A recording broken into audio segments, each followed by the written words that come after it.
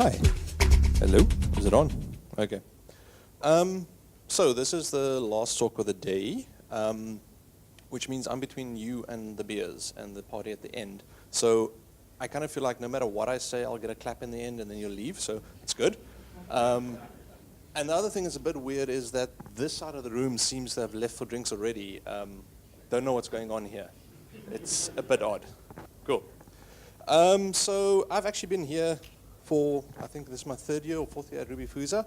Previously I used various excuses like, hey, I run Chef to make people send me here. That's the extent of my Ruby so far, so some of the stuff that I learned in the last 6 months was interesting about Ruby. The other nice thing with my slides, why they're so nicely shaped, is that I did them in the last 2 hours. So it was quite nice to have all of you test out the slides to show what works and what doesn't work. So unfortunately, I don't have any cat gifs. Lastly, okay, what does Prodigy do, which is the company that I work for? Short summary is they do cross-border study loans for students. So basically, you want to go study an MBA in the US, and you're from, example, India, and the bank won't give you money. We've got a platform that allows you to get that funding from various investors or institutions and things. Lots of fun. Also, the fact that it's a corporate-ish company in the sense that we've got people looking after stuff like marketing means we've got slide decks. Slide decks come with nice promotional things. Huh? Not bad. Can get to use those. So, about me. Firstly, that is my roof. It is not yet on Google Maps when you do the satellite view. I've been waiting for more than a year now. And I don't think the resolution will be good enough ever to get it there, but we can hope. I've been doing I did do coding. I now kind of hide away from it for about 10 years. Did Java, C#, Android, iOS, bit of Python, little bit of Ruby, not really. And the thing that I get to brag about is that when I was young and I knew everything, I ran Gentoo for 4 years as a desktop. And then I grew up, and no more. Cool. Basically, while I was working, every single time I coded things, it came back to how do I get things on servers, and how do I deploy things, and then they came up with a nice name called Devops for that. At least that's what they're currently defining at. So I run the local Cape Town DevOps meetup monthly with some other people. We get together once a month, roughly. Then we also started with Devops Days, which is a yearly conference. We've done that twice. And also then, just for those who have never organized a conference, thank you to the organizers for this one. It is a crap load of work, and you'd normally just get complaints and no thanks. So thank you. It is a fun conference. Right. So that date was not too far long ago. So this is when we had our first baby, and which is nice. I'm not going to show you pics of that or use that in the slide, but it does mean I can now use the dad jokes that I've always been using, and you can't do anything against it. So, you know what the difference between a good and a bad joke is? Timing.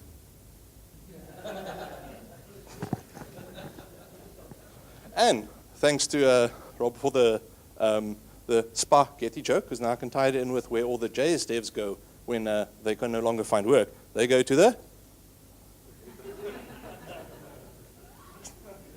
Cool. Okay, on to the talk. There are some more jokes coming, but and I made notes so I don't forget them this time. So firstly, the why I joined Prodigy and the reason on the discussion behind it. So basically, they were running on Engine Yard, and there was this idea that they maybe want to get off it, which we'll get into more detail. But firstly, Engine Yard's benefits. You go click on the UI, and it spins up a new server for you. It installs the version of Ruby you want. It hooks you up to your GitHub repo or other repos, and you just click a button, and it deploys. You can even customize the server quite a bit with Chef. You get free snapshots, backup, you get some free monitoring. So basically, you don't need any kind of DevOps because it's just click, point, go, boom, it's deployed. That is very, very nice, especially if you've got a monolith. And obviously, also, the devs are happy with this because it means that they don't have to maintain anything. Right. So why is this not going? There we go. So first issue that becomes a bit of a problem is the cost. So when everything started out, it was a single monolith. It was very pretty. There were 3 of them. Cost $150 per instance, so $450 a month. That is not a high expense for a company to say, listen, we don't have to worry about how do we get our service up and running or not. But like the current trend, the monolith grew and grew and grew, and then it's kind of like adding one line. It takes 45 minutes to run the specs, and it's no longer fun to code for it, so they have to fix it. And everybody's doing microservice, so hey, here we go. We started splitting things out, and as part of this playing with it, we also need some more testing instances. So the first thing that happened is we had the 3 instances for dev, staging, and production. then we had 5 different testing instances of the monolith just so we could test some different features and things because the teams also grew. Then there's like, okay, someone came along and said, hey, let's do some integration tests. So, okay, fine, let's spin up a server for that. Then we spun out the first big service on its own, and that one also then had 3 instances, 1 for each environment, plus an integration one. Then we got a second microservice, and we just created the first, like the dev and the staging one of it. And now we're already looking at $2,500 roughly. And now the bigger problem starts coming in when we have 10 more planned. So now it basically gets to the point where I come like, hey, I got the sales pitch. I can do the DevOps for you. So, right. Second problem, complexity actually started creeping in. The issue was when integrating with AWS from the perspective of spinning up our own account, because Engineered runs in AWS. Things like peering, you can't do that peering between their account and your one. You have to log a support ticket for it. That means that, so for those not familiar with peering, it's a mechanism to link to Amazon VPCs together so you can have traffic travel inside the network and not go over the internet. So it's a nice way to know that your traffic is not going outside and someone's looking at it. Other problems that we had is public IP mapping. Once again, you can do it through the interface if it's working. Next slide will show you something. DNS, you have to go map manual afterwards because you spin up your instance, it gets a public IP and a public DNS on the Amazon side, but it's a thing this long, so you don't use that. So then you still have to go copy paste that into, and yes, you can do it with API integration, but that's a lot of manual work at the moment. It's not easy to get that set up properly. And also moving the elastic IPs is a manual process. There's no like easy way to just say go here, there. There's always someone goes in and click, and you hope they click the right thing again. Basically, then this little friend came along. I don't know who in the room actually dealt with it on that day. Okay, who in the room knows what Spectre is? Okay, so for those, it's an interesting bug. It's very easy to identify. Do you use an Intel CPU? Yes, you were affected. It was that level of issue. So basically, Amazon internally had to reboot the entire fleet. That led to other things being rebooted, and then up the chain you go. So Engineered themselves had to reboot a lot of things, and then when it was actually publicly announced, you can imagine the whole world patching and rebooting. What that led to is that massive load on the Amazon systems, so much so that when we tried to move an elastic IP inside or from Engineered's interface, it took us, I think, more than 10 minutes, and we were at the point thinking like something must be broken. We logged the ticket. It took them another 10 minutes to get back to us and say, hey, listen, no, your request has been submitted, but they're busy. Wait a bit, we'll get back to you. And now you can imagine that kind of discussion with the non-technical people in the company saying like, yeah, we can't fix this, but don't worry, the whole world is burning. Yeah, people aren't happy. Other various issues that we had is that if you want to upgrade the Ruby version, you have to recreate the box because it seems that you specify the Ruby version on creation and not so nice. Reboots that we found out during Spectre is also not something that's that nice. You wouldn't, I think, guarantee that IP will be same, and we had lots of fun issues. Also, almost no control over the architecture. It's basically you spin up a box and that's it. So if you want to spin up, let's say, 2 boxes, and you want to put them like we normally do behind a load balancer, it didn't seem to be an option in the interface from what we know. This might also just be us not understanding Engineered properly, but it still didn't make sense for us. And we had to do DNS-based load balancing, which, as you can imagine, you're sitting there waiting for things to go to the new entry, and it's not happening. So, right, so then I started having the conversation with Simon Ward, who's the CTO over there, and he said, okay, cool, this is roughly what we're going to do. Initial conversation basically boiled down to this: get us off Engineered. And I mean, to me, that sounded great. It's just all I heard is like, do what you want, do what you want. We don't care. But it was actually a little bit more nuanced than that. So it was get off Engineered, but also help the engineers to go faster and make sure things don't break. Basically, because it doesn't help that you go fast and things break, and if you don't know what's going on. And also, it doesn't help if someone like myself comes and sets up this wonderful new world, and it's all shiny and unicorns, and everybody is happy, and then I'm sick for a day, and the world falls over. You have to always build in, how do I get everybody else on board with this new system and make sure that they are capable of using it and know how it can break. So summarizing it, make it better and faster. So having done that, and knowing what we're trying to solve, first thing I looked at was Dockerizing things, because the whole world is moving to Docker. All the cool kids are using it. So just out of interest, who runs Docker in production? Cool. Who of those people actually run their spec tests inside the same container before deploying to production? Right. Was it fun? All right. Cool. Here comes my talk. So for those who don't know about Docker and where that little symbol comes from, it basically comes from shipping. So in the shipping world, what happened was containerization, they transformed it because basically there is a box which is a certain shape, like for example this. It's got stuff in it. Me as person moving it doesn't care what's in it. Oh. But you can stack them if there's a certain shape and size. You can easily stack them. You can move them. You can put them on pallets. You can do what you want. So it makes it a lot easier to actually deploy things. And everything is the same. So I don't care what's running inside the container. It can be Python, Ruby. It can even be C# nowadays on Linux, which is quite nice. But you just ship it. So, and also the other nice promise is that if you run the container locally, it's the same exact code that runs in production, which is a very nice promise because then all of a sudden you can say, hey, it works on my laptop. And it should actually work on the server. If it doesn't, then yeah, you've got some other fun. Right, so now we know what we need to do. Now it's starting to get the plan together. Now, planning is fairly simple. You just get a simple one going.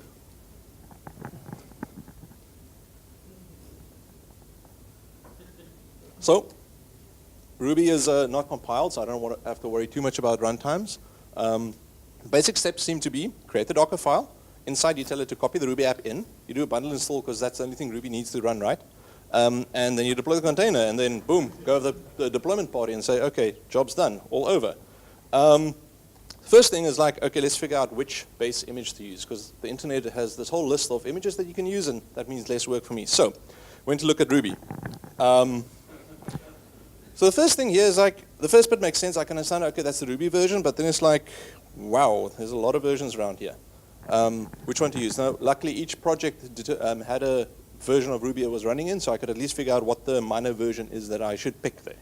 But now, next part is we have to figure out how to use this, and I'm like, oh crap. So I don't know if you guys ever have had this problem where you don't know what to do, but you ask I and J. Do you know why? They're always in the loop. Cool, so clicking on the Docker tags, yes. Oh, by the way, there's a whole subreddit, Dad Programmer Jokes. Go read it, it is hilarious. Well, to me at least. So the first thing is start looking at the Debbie and Jesse image, and when you in Docker Hub, you can actually see this, and they started doing this for public images, scanning them for vulnerabilities. So this is Debian 8, so I looked at this and I'm going like, there are vulnerabilities, I don't really want to deal with that. Okay, cool. So let's jump up, let's go to Debian 9. Right, same story. Also at the bottom, if you look at the non-slim versions, they're starting to clock in at 360 megs. So that seems a bit big. And everybody else is going on about Alpine, so let's look at Alpine. So it's like, okay, that's looking a bit better.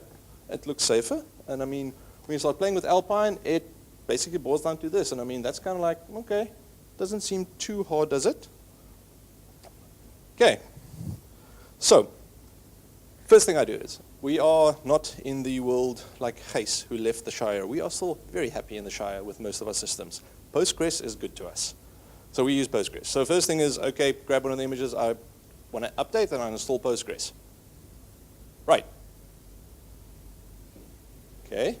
This is a bit odd, so I do another update, and I run it again, and it's like, same error. So I'm like, seems a bit weird. So where does this thing point?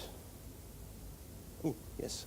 So there, you see, that doesn't match that. So basically what that boiled down is, it was to a certain extent a bit of a timing problem. Alpine 3.5 had just switched to using LibreSSL instead of OpenSSL, but the Ruby build dependencies were still built using OpenSSL. And that's your classic package dependency clash. And if this was Gentoo, you would go the portage route and just flag out the different things and smile and pretend you're superior. Unfortunately, it wasn't, so this was like a lot. So I thought, okay, cool, this isn't too hard, but we've got the Ruby container. So we can actually go pull the Docker file that this container was built with from GitHub, store it locally, and then just go swap out OpenSSL for LibreSSL and build the container and then push it to ECR. We've now got a container that only has LibreSSL in, and our problem should go away, and we're happy. So quick side note here, I don't want to speak too much about Terraform. Those who know me know that I really, really, really, really, really like Terraform. It is an awesome tool. So just a quick show of what it looked like to quickly create an ECR. First, a Git repo on AWS is the top 4 lines, and the second was a little module we built just to create the actual ECR repo for this before we can push. So after that, it exists and we can start pushing the image, which is quite nice. So this led to this thing. It's like, right, we've got a new tool We put it in the toolbox. It's awesome. We can fix things. It's like magic hammer. You throw it, it comes back to you. It's like perfect tool. It solves all your problems.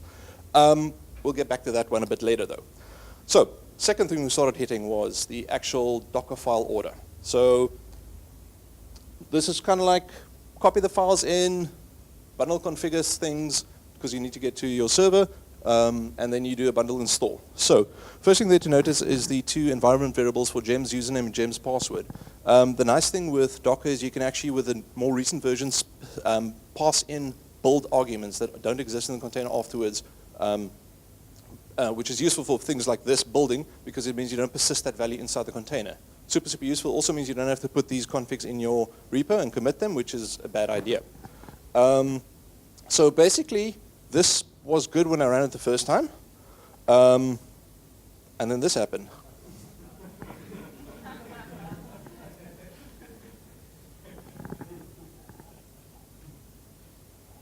Can you remember timing? So, Nokogiri takes a long time to run. And if you look at the previous slide again, basically what happens is that first line copies in everything in the current folder to the container. Which means if you make any kind of file edit, Docker will have a look at the files and see there's a change, and it'll run that command first again. Whereas if you do something like this, it will copy in the gem file and the gem lock file, and then run bundle install. Which means that unless the gem file changed, it'll see those layers as being cached, and you can reuse them. So it'll just quickly skip over them, which speeds up the build significantly. Similarly, what you do is before you do your actual code that you copy into a container, you do your package installations. So if you need like Postgres and all those things, you install them even before the gem file. Then what happens is you always see it just skips to like step 7 or 8, depending on where you are on your Docker file. Saves you a bundle of time, which is very, very useful. Right. So install the packages first, then copy the thing, bundle install, then copy the rest. It's all good. Then it's like, whoo, we got a build. We have a new container. It's built. It's nice. Everything is awesome. Let us go party. And then, unlike the rest of the world, Ruby's got this crap. They like tests. It is actually a good thing. But now the problem is, if you want to run tests, afterwards, you look at this, there is that little without development or tests. So in your gem file, you can specify which gems are for which kind of like build stage, I think it's called, environment.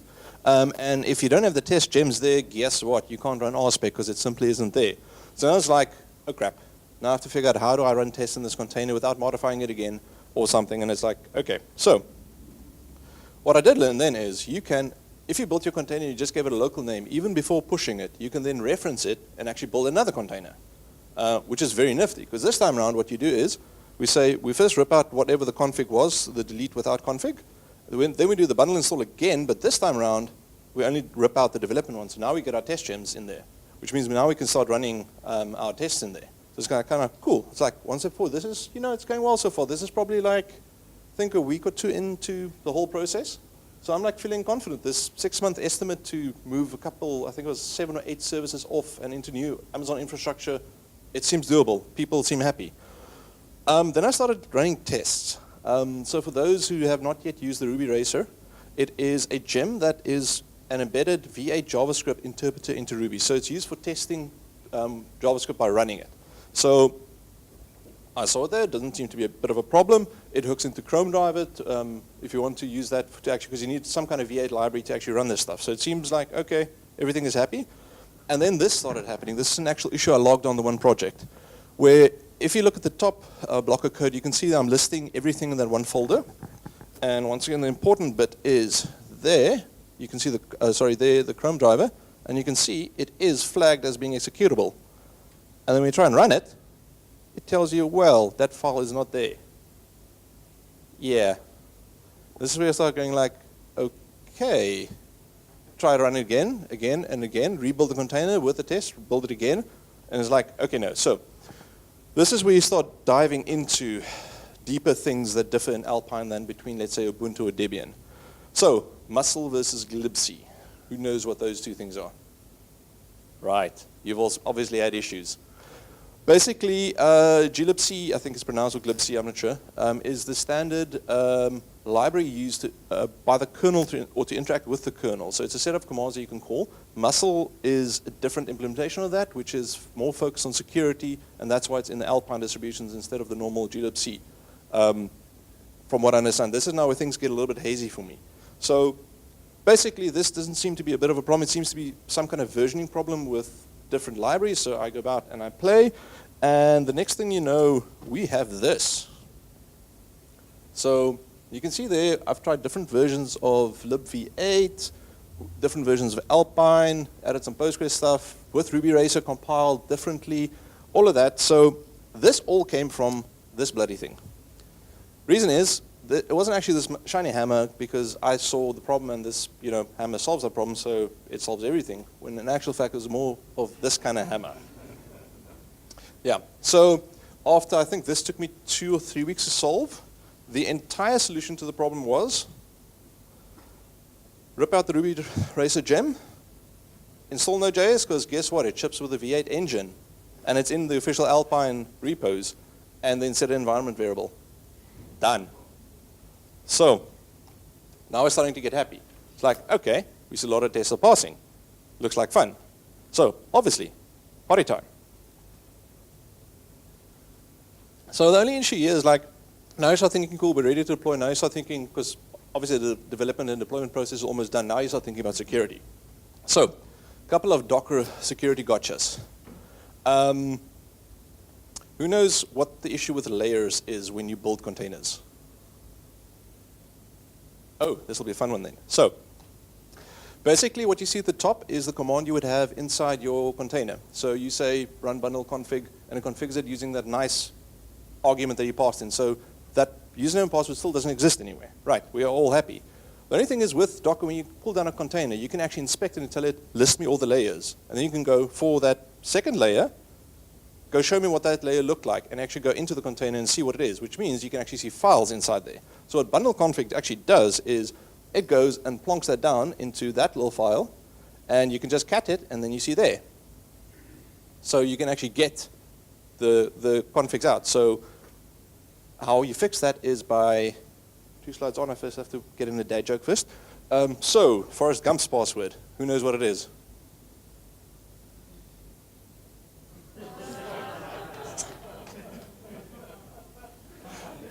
Right. So good news is how you fix that security issue is you put another step in your Docker file that you delete that file, and then with the newer versions, I think it's 1703 or 5H that has it in. Basically, when you say Docker build, you just add / squash.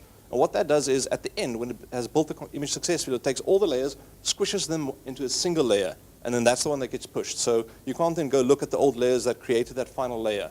So it's very nice for having small images and making sure nothing in between got lost. Don't look so happy. No one supports it, not Circle or AWS builds. You need experimental features on Docker enabled. So if you do it locally, sure, sorted. Or, yeah, but otherwise, no. And that kind of is still something that's biting us a little bit because I went, oh, that's not a problem. Let's just spin up a Jenkins server, and we've got control over the instance. We can install experimental features, all good. No, the problem is that before I joined Prodigy, they started with Semaphore, then decided to go to Snap.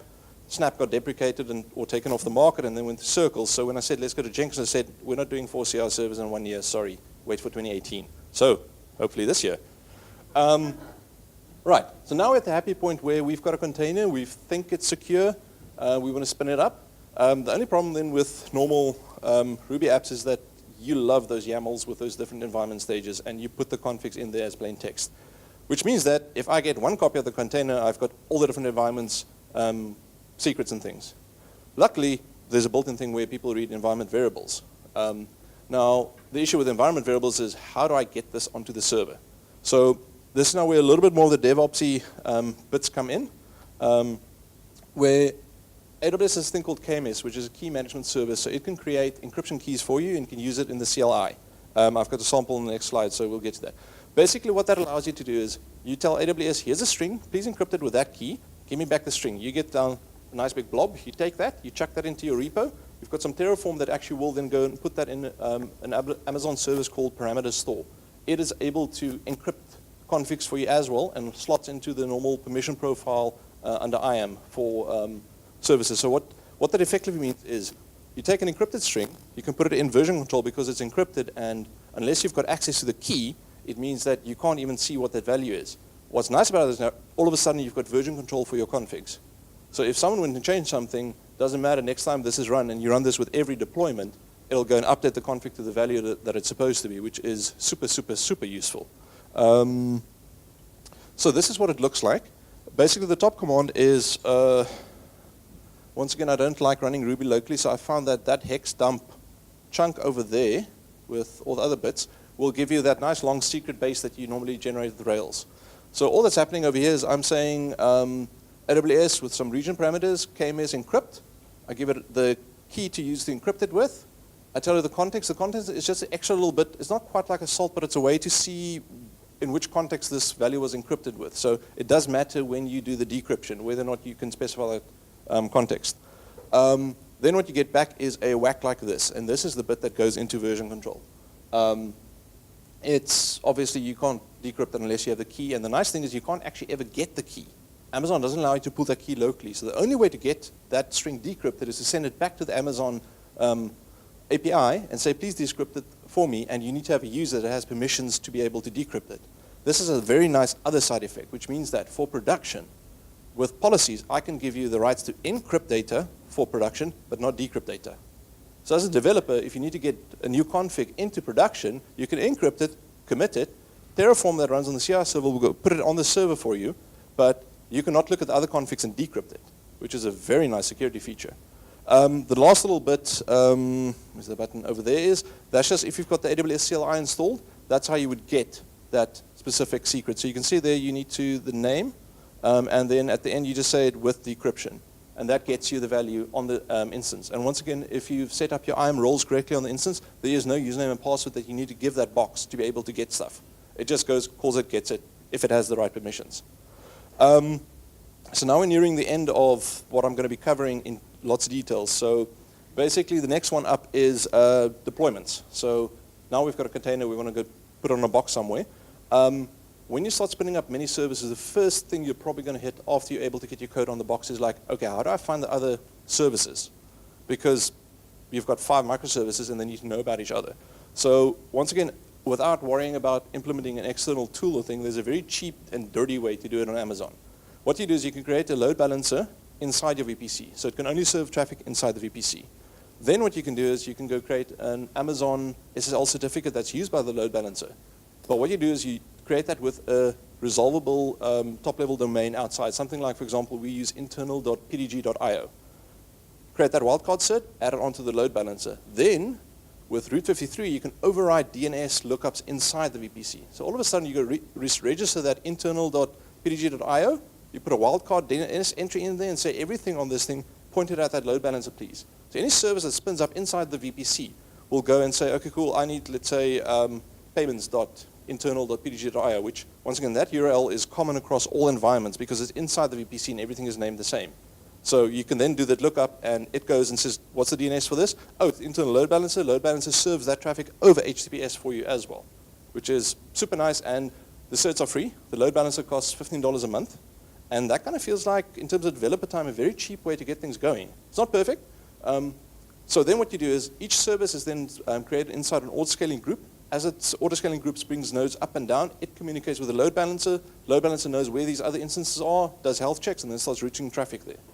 And it works well. So now, seeing as we spoke about networking, who knows how pirates communicated back in the day?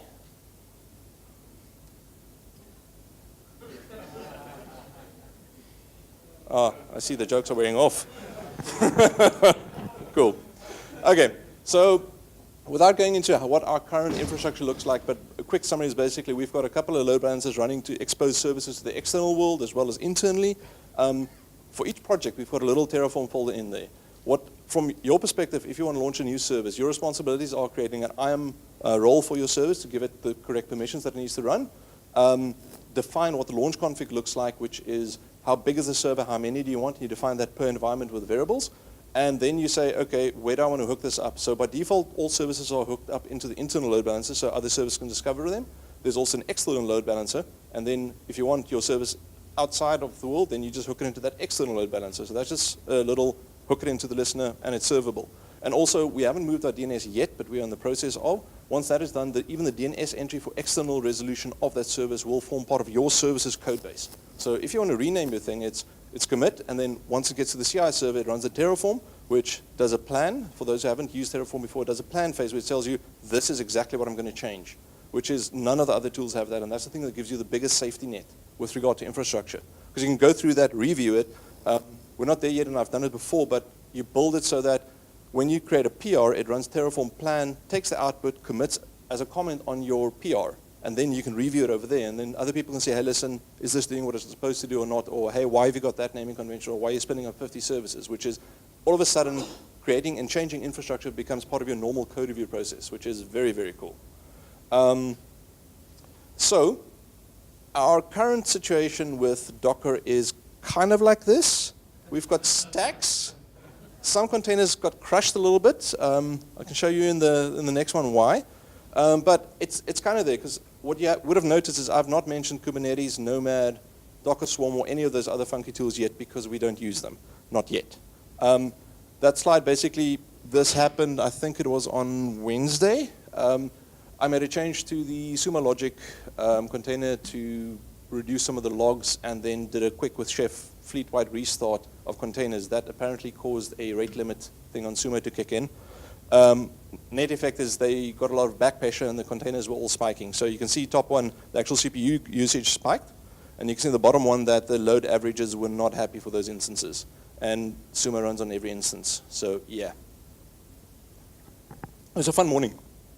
So, basically, we currently do our deploys using CoDeploy and Bash. CoDeploy is also an AWS script service. It allows you to specify scripts and say, go run this, for example, on auto-scaling groups. And what makes that very, very powerful is that if a new instance gets created by the auto-scaling group, it'll run whatever the last deployment was that was successful.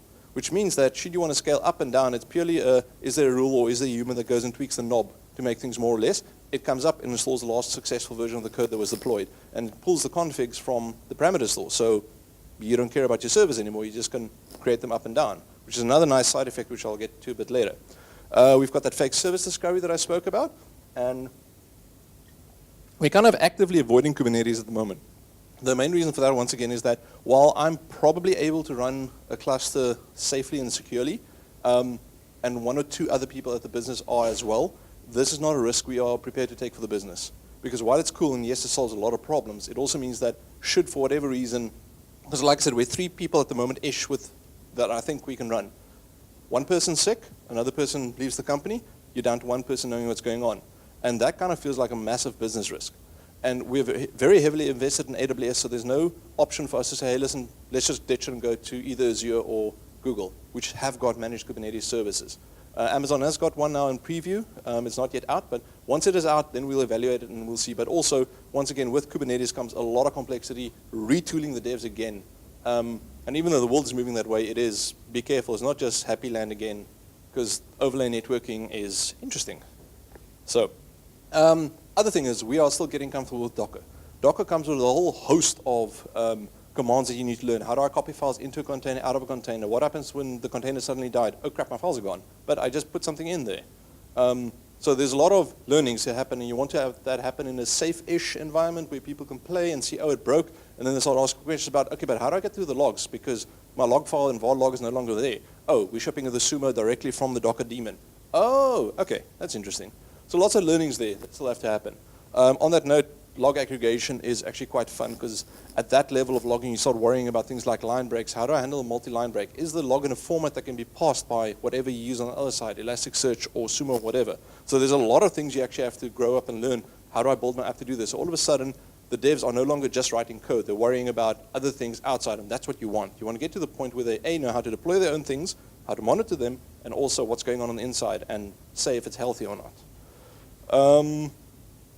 That covers that. So, future plans that we have. Sorry, it was, no.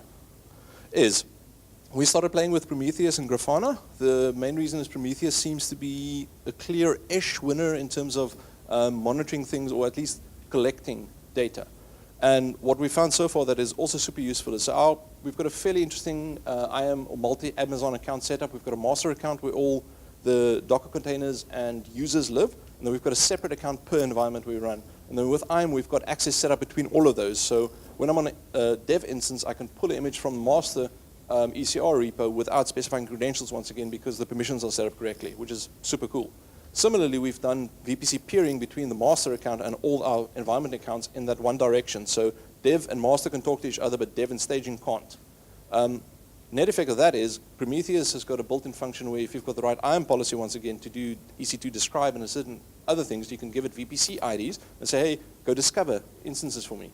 And as soon as it starts discovering, it says, okay, cool, I've got the IP. It starts pinging it on those ports.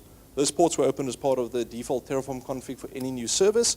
As part of the base Docker images that we put on every container, there's the node exporter for Prometheus and also cAdvisor, which means immediately we get node stats like CPU, memory, hard drive, those network throughput. And with cAdvisor, we get actual, what do you call them, container level stats. So you can see, oh, this specific service is using that much memory and that much CPU. And as a developer, you know you get that for free. You just don't have to worry about it. Next steps is that we'll look at exposing like performance metric endpoints, where if we build a little scraper on the Prometheus side for that, and we define what that shape of data needs to look like, we can get performance metrics into our main graphing system for free once again, which is massive win. And Prometheus is very easy to run it as a container as well. Second one up the line is Vault. It's a HashiCorp product for secure secret management. It is very interesting in the sense that you spin up the nodes and it encrypts the data. That key is kept in memory during the unlocked phase of Vault, but it's never persisted to the disk anywhere. So let's say you switch off all your Vault servers and you bring them up again. You have to provide a decryption key. And that's where the fun started. It uses an algorithm called, I think, Shamir's algorithm, which says, for the encryption key, split it in 5, and I need X number of keys to be able to decrypt. So you can have split it into 10 if you've got 10 developers, and you say, at minimum, I need 3 people to be present to change any value, which is also quite nice, because now it's like at least 3 people need to be involved or compromised to be able to change your secrets. There are also some other fun things that comes with the SSH backend, so you can do dynamic SSH logins to servers. You can pre-sign people's keys. It seems like quite a nice thing. And then the last thing we still have to figure out is like what kind of orchestrator we want to use, because now you've got millions of containers going. You need to worry about how do I get them onto the server, which is currently co-deployed. How do I swap them out for, like, let's say, blue-green deployments? That becomes difficult to do with your own bash scripts. And also, it's reinventing the wheel. Things have already been built to do that for you. So you shouldn't do it. And then, yeah, we'll hopefully start playing it, because the plan is to put up whatever orchestrator we want on dev and then start breaking it, as in pull out network cables, nuke nodes, nuke master nodes, break the database and things, because otherwise, there's a very nice article by, I'm forgetting her name now, Julia Evans, on the Stripes adoption of Kubernetes, where it took 3 of them 5 months before they started shipping things, because there's also getting it up, testing how it breaks. They found a couple of bugs. They even submitted PRs, and they got patched for Kubernetes in the process. So I don't think we're going to be that good that we can patch Kubernetes, but we'll at least play with it and figure out, where can it break. So now we're on to the takeaways for the talk. Yes. Gatsby. Right. So Docker is awesome, but you need to upskill. It's not as simple as just quickly running things. It solves a lot of problems, but it brings a lot of new ways of doing things that you really, really have to think about. Also, don't try and move everything in a single big deploy. That's very old school. It's the same as doing a 6-month sprint. It's not going to end well. Move one thing at a time and be able to quickly roll back should things break. Please use Terraform. It is one of those where it's almost not a discussion anymore. Just use it. It'll make life better. Alpine is harder than Ubuntu, but it's smaller, so there are some nice trade-offs. But what we even did is the big monolith is proving to be very tricky to get all the tests running, because it's got a whole 4-year, 5-year long list of various tests and various ages of tests. So currently we're looking at just running that one in Ubuntu instead of in Alpine, and then when the time comes we can switch it out, because it's just a container. When we get to that point, it'll pull a bit faster and it'll deploy a bit faster, and that should be the only change we see if we did our work correctly. Now, a little bit of bonus time. So I spoke about the autoscaling group that deploys code onto your instances. So if you haven't used Packer, it's another HashiCorp product. Basically, it's an easy way to define a VM/AMI/Docker image. You can build various images with it. So firstly, what it's got is the functionality to go look up images. So what we've set up is a search for the latest Ubuntu server, because we run Ubuntu as a server, 1604. So go search for the latest one of that. then build the AMI using whatever you want pre-installed. Currently that's Docker, a bit of logging, and some other bits. That then runs on a weekly schedule in the background. So every, I think it's Sunday at the moment, it runs and goes, creates a new AMI, pushes it up, and it shares it across all the accounts again. So we now know that we've got a nice fresh AMI with all the latest Ubuntu patches in it. Then, what we've done is with Terraform, your launch config, because once again, all infrastructure is code, every single thing. You can have it go look a dynamic AMI lookup again. So you go say, okay, cool, go look for the Prodigy-owned AMI, Ubuntu 16.04 in your region, get the ID and use that in the launch config. Then where the fun comes in, there's launch configs needs unique names. So Terraform has got a mechanism to actually ignore changes to specific attributes. So you just tell it, hey, listen, go ignore the name change for the launch config. And if it's then the AMI that has actually changed when it runs on Monday morning, it says, okay, cool, automatically every Monday morning it goes through all the environments, grabs the new AMI. If it's changed, if it has changed, it creates a new launch config, it attaches that to the autoscaling group. So now I've got the ability to spin up a newly patched instance that you know when it comes up, it'll have the latest OS level patches on it. But that content or that image is not yet running because you had previously running images. So then, nice way is you just scale up, you scale down. So whatever capacity is that you've got defined, create a scaling rule that doubles that.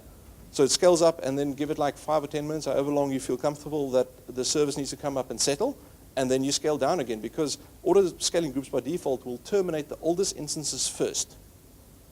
Which means, put that in perspective, put the scaling policy for dev on Monday, staging Tuesday, production Wednesday. Every week, your base OS is patched, and you don't have to do any work. It just happens behind the scenes, magically, which is quite nice, and it's really, really easy to do. So, and obviously I can throw that nice tagline as we really have all servers as cattle. We've created new Amazon accounts for everything, and everything that moves into that new world is created with Terraform and Chef and everything, so no human will touch a server to get something specific for my little snowflake going, which is quite nice. So, firstly, thank you. I hope I didn't bore you too much and took too long. Lastly, as with I think all of the talks, please come work at Prodigy. It's a lot of fun. Building some cool toys and things. And last dad joke. How do you make holy water?